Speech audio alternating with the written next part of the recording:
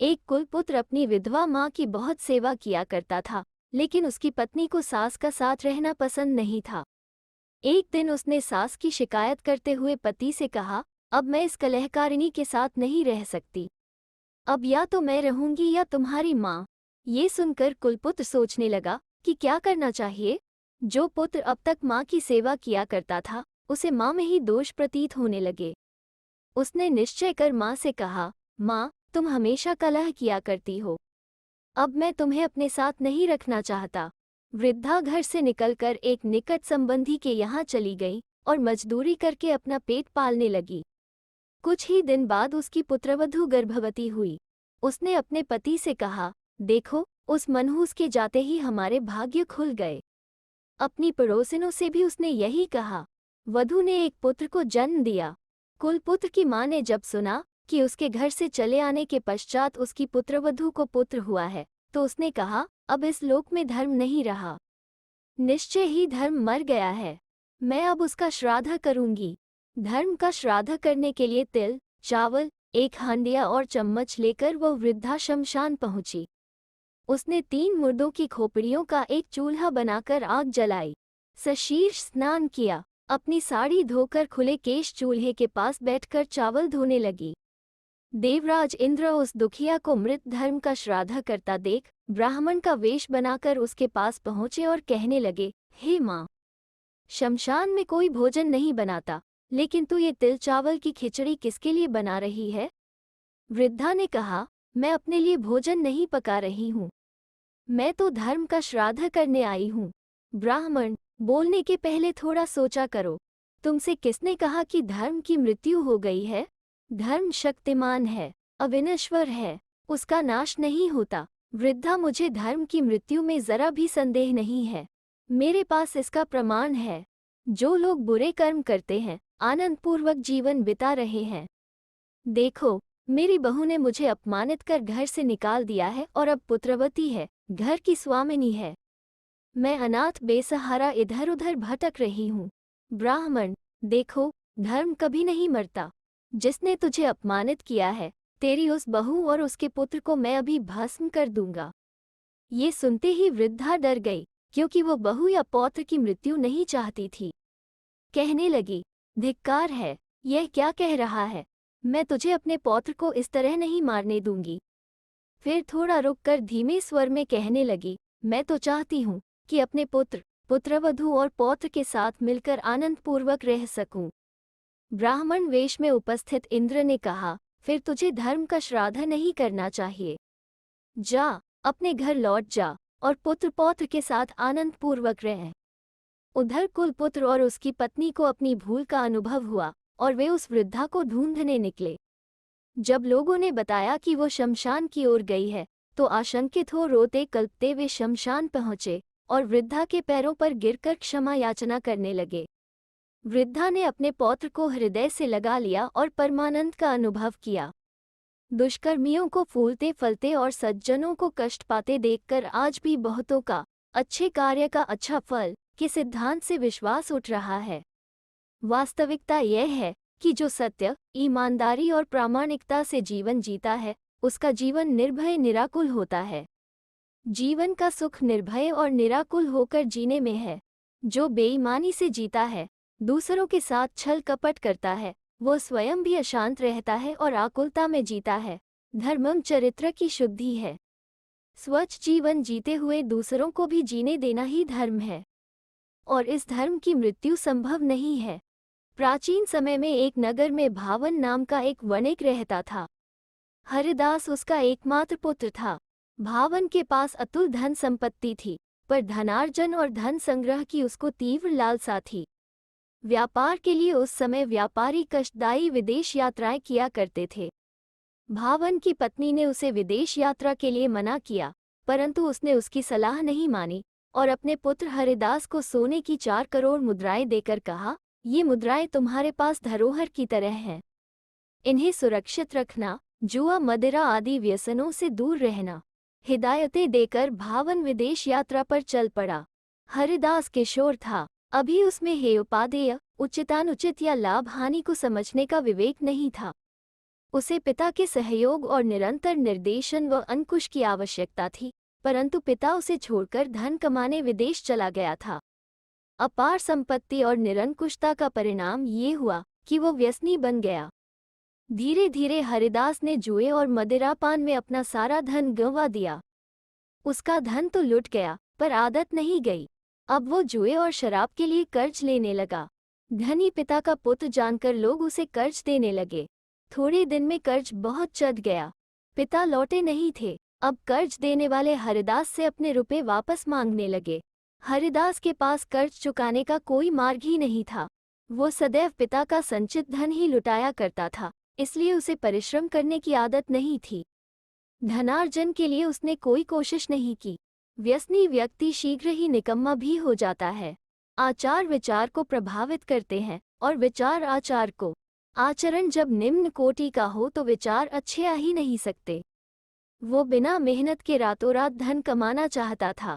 ऐसे रास्ते तो चोरी डाका छल फरेब ही होते हैं। ईमानदारी से एकाएक विपुल धन संचय नहीं होता।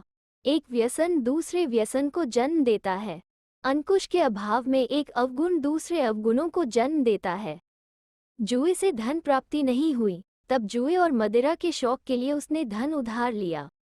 उस उधार लिए गए धन को चुकाने के लिए अब उसने चोरी का मार्ग अपनाया। व्यसन के कीचड़ में एक बार फंस जाने पर फिर उसमें से निकलना कठिन होता है। हरिदास अब दलदल में फंसता जा रहा था। चोरी वही करना ठीक है जहां से अथाह धन संपत्ति प्राप्त हो, क्योंकि कर्ज बहुत था। अथाह धन संपत्ति तो राजमहलों में ही हो सकती है, इसलिए उसने राजमहल में चोरी की योजना बनाई। उसने सोचा, राजमहल से यदि थोड़ा थोड़ा धन रोज चुराया जाए तो राजा को पता भी न चलेगा। सागर से रोज 150 घड़े पानी निकाल लिया जाए तो भला समुद्र पर इसका क्या प्रभाव पड़ेगा। हरिदास ने अपने घर से राजमहल तक एक गुप्त सुरंग बनाई। उस सुरंग मार्ग से वो प्रतिदिन अपने इच्छानुसार धन चुराकर लाने लगा और व्यसनों में गंवाने लगा। लंबे अरसे के बाद वणिक भावन धन कमाकर अपने घर लौटा। भावन ने अपनी पत्नी से कुशल क्षेम पूछकर हरिदास के विषय में पूछा। हरिदास कहाँ है? माँ अपने बेटे के व्यसनों से बहुत दुखी थी। पति के पूछने पर उसने अपने पुत्र के व्यसनों में पड़कर बिगड़ने की बात बताई और कहा, वो इस सुरंग मार्ग से राजमहल में चोरी करने गया है। भावन को ये सब सुनकर बहुत दुख हुआ। पुत्र पर क्रोध भी आया। पुत्र के अनिष्ट की आशंका से भय भी हुआ। क्रोध, शोक व भय की उत्तेजना में उसे धैर्यपूर्वक सोचने का विवेक नहीं रहा और वह उसी सुरंग मार्ग से अपने पुत्र को ढूंढने निकल पड़ा। हरिदास राजमहल से धन चुराकर लौट रहा था। अंधेरी सुरंग में मानव आकृति देखकर वो डर गया। उसे लगा, किसी ने मेरे भेद को जान लिया है। अब वो मेरे सुरंग मार्ग के भेद को राजा से जाकर कहेगा और मैं मारा जाऊंगा। स्वयं की मृत्यु के डर से उसने बिना विचारे और बिना देखे उस मानव आकृति पर तलवार चला दी। जब निश्चित हो गया कि मनुष्य मर चुका है तो उसने रोशनी कर जानना चाहा कि यह भेदिया कौन है। जब उसने देखा और पहचाना तो तड़प उठा, अरे ये तो मेरे पिता हैं। यहाँ कैसे आ पहुँचे? सुरंग से बाहर निकलकर उसने माँ से पूछा तो उसे ज्ञात हुआ कि पिता विदेश से लौट आए थे और उसे ही ढूंढने सुरंग में गए थे। पिता को मार डालने के दुख और पश्चाताप करने के पहले उसे अपनी मृत्यु का भय सताने लगा कि उसे पिता की हत्या का दंड मिलेगा। डर के मारे वो घर से भाग गया। जंगलों में छिपता रहा। वहां उसे हिंसक पशुओं का भय व भूख प्यास के असह्य दुख झेलने पड़े। इन कष्टों से तो वो पीड़ित था ही, ग्लानि ने उसे अकथनीय मानसिक व्यथा दी। ऐसे ही एक दिन उसे गुमनाम आर्तरौद्र भाव से मृत्यु प्राप्त हुई। व्यसनों की आग समय की हवा से बढ़ती जाती है। इस आग में धन संपदा, मान मर्यादा, ज्ञान ध्यान, संतोष धैर्य, प्रेम विश्वास इत्यादि सब कुछ जलकर स्वाहा हो जाते हैं। इन व्यसनों की आग में जलकर यदि कुछ शेष रहता है तो सिर्फ दुख, अपमान, क्लेश, पश्चाताप और ग्लानि। श्रावस्ती नगरी में एक धनाढ्य ब्राह्मण रहता था। उसके 4 पुत्र थे। पुत्रों के बड़े होने पर ब्राह्मण ने उनका विवाह कर दिया और उन्हें 1-1 लाख मुद्राएं देकर उनके रहने की पृथक व्यवस्था कर दी। कालांतर में ब्राह्मणी का देहांत हो गया। उसके पुत्रों को चिंता हुई कि हमारा धनाढ्य पिता कहीं विमाता न ले आए। विमाता के आने पर उसकी भी संतान होगी, जिससे पिता की संपत्ति बढ़ जाएगी। अतएव हमें अपने पिता को सेवा शुश्रूषा से इतना प्रसन्न रखना चाहिए कि दूसरे विवाह का विचार ही उनके मन में न आए। एक दिन ब्राह्मण की नींद खुली तो उसने देखा पुत्र उसके हाथ पैर दबा रहे हैं। उसके पुत्रों ने कहा, पिताजी, अब आप हम लोगों के साथ ही रहें, हम जीवन भर आपकी सेवा करेंगे। ब्राह्मण ने सोचा, पुत्रों के साथ रहना ही ठीक है। उसने अपने लिए आवश्यक वस्त्रादि रखकर अपनी शेष संपत्ति भी पुत्रों के सुपुर्द कर दी और उनके साथ रहने लगा।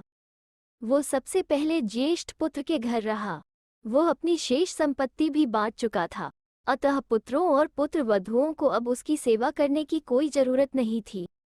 एक दिन ब्राह्मण स्नान करके लौट रहा था, तब उसकी पुत्रवधू ने घर के दरवाजे से ही पूछा, ससुर जी, क्या आपने अपने ज्येष्ठ पुत्र को दूसरे पुत्रों की अपेक्षा अधिक धन दिया है, जो आप यहीं रहते हैं? दूसरों के घर जाकर क्यों नहीं रहते? पुत्रवधू के शब्द सुनकर ब्राह्मण स्तब्ध रह गया। उसे अपशब्द कहता हुआ वो अपने दूसरे पुत्र के यहाँ चला आया। ससुर को अपने घर आया देख दूसरी बहू भी प्रसन्न नहीं हुई। बूढ़ा अब उसे भी मुसीबत लगने लगा। उसने भी बूढ़े को अपमानित करना आरंभ कर दिया। आखिर बूढ़ा तीसरे नंबर के पुत्र के पास पहुंचा, लेकिन उसने भी पिता को रखने की कोई उत्सुकता नहीं दिखाई। चौथा पुत्र व पुत्रवधू भी ऐसा व्यवहार करते रहे, जिससे कि वो उनके घर में रह ही न पाए। अपने पुत्रों के बर्ताव से दुखी होकर उसने संन्यास ग्रहण कर लिया और भिक्षा से निर्वाह करने लगा। परंतु बूढ़ा होने से यथासमय भिक्षा न मिलने के कारण वो बहुत कमजोर हो गया। सोचता रहा कि पुत्रों ने मुझे किस तरह बाहर कर दिया। अब तक मैंने श्रमण गौतम के दर्शन नहीं किए। सुना है वे बहुत शांत हैं, प्रेम से संभाषण करते हैं, कुशल क्षेम पूछते हैं। भिक्षु होने के बाद भी मैंने उनके दर्शन नहीं किए। ये सोचकर ब्राह्मण ने अपने कपड़े ठीक ठाक किए और भिक्षापात्र व दंड लेकर भगवान बुद्ध के पास जा पहुंचा। उन्होंने कुशल मंगल पूछकर उसकी दुरवस्था व फटे कपड़ों के बारे में पूछा। ब्राह्मण ने अपनी सारी कथा महात्मा बुद्ध को कह सुनाई। उसकी सारी कथा सुनकर श्रमण गौतम ने ब्राह्मण को सुझाव दिया कि वो राजसभा में जाकर ये गाथाएं सुनाए। इन गाथाओं का सार इस प्रकार था, जिनके पैदा होने पर मुझे हर्ष हुआ, वे ही अपनी स्त्रियों के बहकावे में आकर मुझे अपने घर में उसी प्रकार घुसने नहीं देते, जैसे कुत्ता सुअर को घर में घुसने नहीं देता। जो मुझे प्रिय तात कहकर बुलाते थे, वे ही पुत्र के रूप में अब राक्षस हैं। जैसे घोड़ा बूढ़ा होने पर बेकार हो जाता है और लोग उसे चारा देना बंद कर देते हैं, वैसे ही उन्होंने मुझे घर से निकाल दिया है और मैं उन मूर्ख पुत्रों का पिता आज दर दर मारा फिरता हूँ। इन अविज्ञाकारी पुत्रों से ये लाठी मेरे लिए अधिक अच्छी है, क्योंकि मरखने, बैल, कुत्तों इत्यादि को भगाने के काम तो आती है, ये गिरते हुए का सहारा है। ब्राह्मण के पुत्र वस्त्राभूषणों से मंडित हो राजसभा में बहुमूल्य आसनों पर बैठे थे। तभी ब्राह्मण ने सभा में प्रवेश किया और हाथों से इशारा करते हुए भगवान बुद्ध की उक्त गाथाएं पढ़कर सुनाई। उस समय ये कठोर नियम था कि जो लोग अपने माता पिता की सेवा शुश्रूषा से मुंह मोड़ते थे, उन्हें प्राणदंड दिया जाता था। अतएव ब्राह्मण की गाथाएं सुनकर उसके पुत्र भयभीत हुए और अपने पिता के चरणों में गिरकर उससे अपने प्राणों की भीख मांगने लगे। ब्राह्मण को पुत्रों पर दया आ गई और उसने उन्हें दंड से मुक्त करा दिया। तत्पश्चात चारों पुत्र पिता को आसन पर बैठाकर अपने घर ले गए।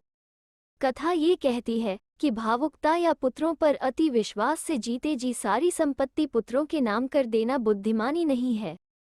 प्राचीन काल में शासकीय नियम कठोर थे। माता पिता का पालन पोषण न करने वालों को प्राणदंड दिया जाता था, लेकिन आज की व्यवस्था में नियम कानून यदि बन भी जाए तो उनका कार्यान्वयन संभव नहीं होता।